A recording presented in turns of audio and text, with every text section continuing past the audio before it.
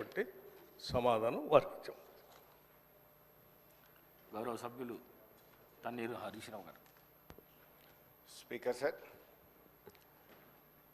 నేను 21 సంవత్సరాల నుంచి ఈ సభలో ఉన్నాను. మంత్రిగా పనిచేశాను, ప్రతిపక్షంలో కూడా సభ్యుడిగా పనిచేశాను. నా 21 సంవత్సరాల్లో క్వశ్చన్ మీరు చదివినప్పుడు మంత్రి గారు సీట్లో లేనటువంటి మొదటి సందర్భం ఈరోజు 21 సంవత్సరాల చరిత్రలో చూశాను. కొన్ని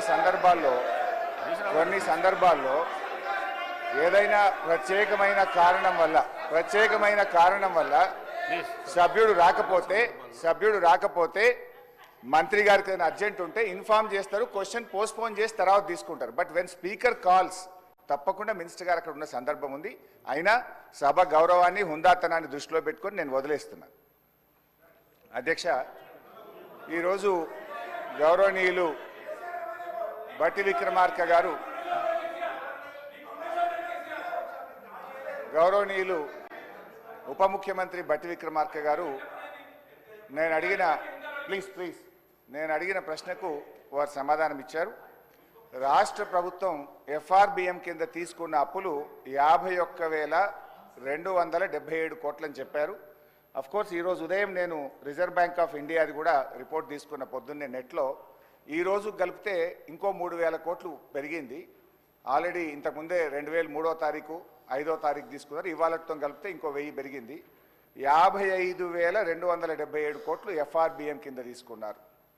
కార్పొరేషన్ గ్యారంటీల కింద 61,991 కోట్లు తీసుకున్నారు. 10,099 కోట్లు గ్యారంటీ లేకుండా తీసుకున్నారు. మొత్తంగా కాంగ్రెస్ పార్టీ ఏడాది పాలనలో చేసిన అప్పు ఎంత అంటే 1,27,208 కోట్లు. ఒక్క ఏడాదిలో వీళ్ళు చేసిన అప్పు 1,27,208 కోట్లు. 5 ఏళ్లకు మనం లెక్క కడితే ఎంత అవుతుందంటే అధ్యక్ష, 6,36,040 కోట్ల రూపాయలు 5 ఏళ్లలో కాంగ్రెస్ ప్రభుత్వం చేయబోయే అప్పుగా దీన్ని బట్టి మనకు స్పష్టంగా కనబడతా ఉంది.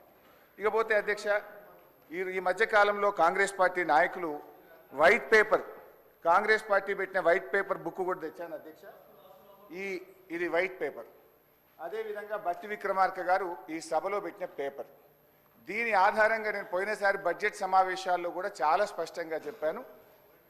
మీరు గతంలో బీఆర్ఎస్ పార్టీ 10 ఏళ్ల కాలంలో 671 అని ఒకరంటారు, 7 లక్షల కోట్లని ఒకరంటారు, 711 అని నోటికొచ్చినట్టు మాట్లాడుతున్నారు.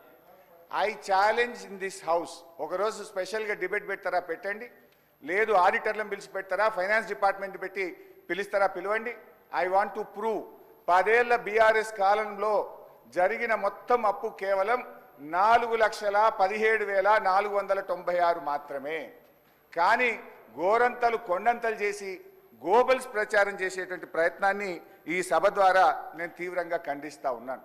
గతంలో గౌరవనీయులు బట్టి విక్రమార్క గారు ఎన్నికల ముందు ఆదాయాన్ని సమకూర్చడంలో కాంగ్రెస్ పార్టీకి అపారమైనటువంటి అనుభవం ఉంది, హామీలన్నీ నెరవేర్చడం మాకు పెద్ద సమస్యే కాదు అని ఎన్నికల ముందు చెప్పారు. వీడియో కూడా ఉంది, కావాలంటే పంపిస్తాను. ఇప్పుడు అధికారంలోకి వచ్చిన తర్వాత ఏమైంది, ఏడాది అయింది, హామీలు ఎప్పుడు అమలు చేస్తారంటే అప్పుల పేరు చెప్పి తప్పించుకునేటువంటి ప్రయత్నం చేస్తున్నారు. ఒక అబద్ధాన్ని 100 సార్లు చెప్తే నిజమైతే అనే విధంగా గోబల్స్ ప్రచారం చేస్తూ ఉన్నారు. అందుకే ఈ శాసనసభ వేదికగా సభ్యులకు రాష్ట్ర ప్రజలకు కూడా ఈ 7 లక్షల కోట్ల అప్పు అని కాంగ్రెస్ పార్టీ చేస్తున్న ప్రచారం తప్పు అని ఈ సభ ద్వారా రాష్ట్ర ప్రజలకు నేను తెలియజేయదలుచుకున్నా అధ్యక్ష. ఆర్బీఐ కంటే గొప్ప వాళ్ళు అయితే ఉండరు అధ్యక్ష.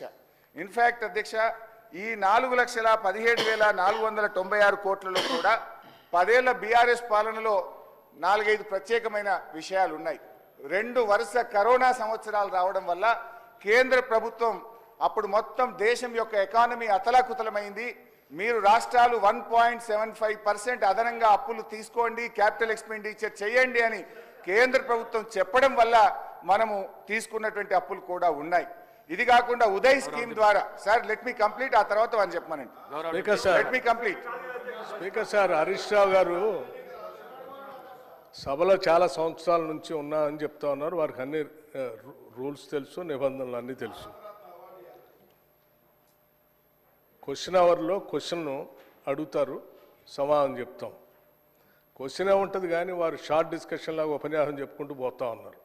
మరి వారికి అనుభవం లేకనా, కావాలని సభను తప్పుదోవ పట్టించడం కోసం చేసే ప్రయత్నమా, మీరు అడిగారు ఈ అప్పుల పైన మీరు తప్పుదోవ పట్టిస్తూ ఉన్నారు, గోబెల్స్ ప్రచారం చేస్తున్నారు, ఏదంటే సభలో చర్చ పెట్టండి. ఎస్, మేము రాగానే సభలో చర్చ ఉండాలనే వైట్ పేపర్ పెట్టా మీరు చేసిన తప్పులు అన్నింటినీ.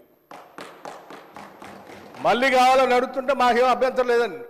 మేము అసలు పూర్తిగా ఈ సభకి రాష్ట్ర ప్రజలకి వాస్తవాలన్నీ తెలియాలనేటువంటి ఆలోచనలో స్పష్టంగా ట్రాన్స్పరెంట్గా ఉన్న గవర్నమెంట్ ఇది. ఏది దాచుకోవాలని ప్రయత్నం చేయాలి మీలాగా. సో మీరు వాళ్ళ చర్చ పెడదామన్నా ఫైన్, షార్ట్ డిస్కషన్కి వీఆర్ రెడీ. మీరు ఏదో ఏ ఫామ్లో ఇస్తారో ఇవ్వండి, గౌరవ సభాపతి గారికి ఇవ్వండి, వారి అనుమతితో వారు ఇస్తే టైం ఇస్తే we are ready to debate sir. అంతేగాని ప్రశ్నలంతా వదిలిపెట్టి మొత్తం పాత కథలన్నీ చెప్పుకుంటూ వారి చరిత్ర అంతా చెప్పుకోవడానికి ప్రయత్నం చేస్తే అది వినటానికి మేము ఈ ప్రశ్న క్వశ్చన్ అవర్ ఇట్లా వేస్ట్ చేయొద్దు అధ్యక్ష. ఎవరు భుజాలు తడుముకుంటున్నారో స్పష్టంగా అర్థమైంది, ప్రజలైతే చూస్తున్నారు. అయితే అయితే అయితే గౌరవ డిప్యూటీ స్పీకర్ గారి యొక్క సవాల్ను నేను స్వీకరిస్తా ఉన్నా. ఆల్రెడీ బీఆర్ఎస్ పార్టీ తరఫున మేము ప్రివిలేజ్ మోషన్ ఇచ్చాం. Privilege motion on honourable deputy CM we have given sir. That privilege motion is pending. Sir సభ మళ్ళీ సభను కూడా మళ్ళీ తప్పుదోవ పట్టిస్తున్నారు అధ్యక్ష. మళ్ళీ తప్పుదోవ పట్టించిన అంటే లేస్తే సత్యదూరమైన మాటలు మాట్లాడటం తప్ప వాస్తవాలు మాట్లాడితే తల పగిలిపోతారు అని ఏమైనా శాపం ఉందని నా అనుమానం అధ్యక్ష. వీళ్ళకి అస్సలు వాస్తవాలు మాట్లాడరు అధ్యక్ష, అన్ని సత్యదూరాన్ని. ఏంది ప్రివిలేజ్ మోషన్? మీరు ఆ ప్రివిలేజ్ మోషన్ ఇచ్చేది అధ్యక్ష. వీళ్ళు ప్రివిలేజ్ మోషన్ ఇస్తారా సభా నిబంధనల గురించి, సభా నియమాల గురించి? దేనికి ప్రివిలేజ్ మోషన్ అధ్యక్ష? దేనికి? నిన్న చూపించాను నేను అధ్యక్ష. రూల్స్ బుక్ వాళ్ళ హయాంలో తయారు చేసింది. పాత రూల్స్ బుక్ అన్నిటిని కూడా మార్చేసి వాళ్ళకు అనుకూలంగా ఉండేటట్టుగా రూల్స్ బుక్ అంతా తయారు చేసుకొని సభలు పెట్టి ఆ రూల్స్ బుక్లో ఏం చూపించారు అధ్యక్ష?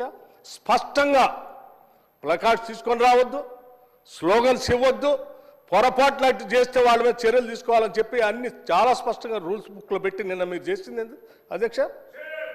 ఏం చేశారు మీరు? సభలో మీరు కానీ మీ నాయకుడు ఆనాడు ముఖ్యమంత్రిగా ఉన్నటువంటి కె చంద్రశేఖరరావు గారు సభలో చెప్పినటువంటి ఏ ఒక్క అంశాన్ని అమలు చేశారు అధ్యక్ష? సభ నిబంధనలు పూర్తిగా ఉల్లంఘించారు వాళ్ళు. హౌస్ ప్రివిలేజ్ మొత్తం పక్కదో పట్టించింది వాళ్ళు. ఒకటి కాదు, రెండు కాదు, 3 ఎకరాల భూమి బరాబర్ ఇస్తామని చెప్పారు దళితులు, గిరిజనులకు. ఇచ్చారా? ఈ సభలోనే కదా చెప్పింది వాళ్ళు. ఈ సభలోనే కదా అధ్యక్ష చెప్పింది.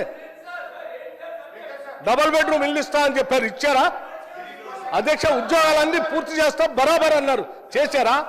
2 భిన్నమైనటువంటి డైలాగ్స్ నేను వినిపించగలను అధ్యక్ష. బరాబర్ ఉద్యోగాలు ఇస్తాం అన్నది ఒకటి, ప్రభుత్వంలో ఏడున్నాయి ఉద్యోగాలు, తీసుకొచ్చి ఇస్తామని అడిగింది ఇక్కడ నుంచే. సభ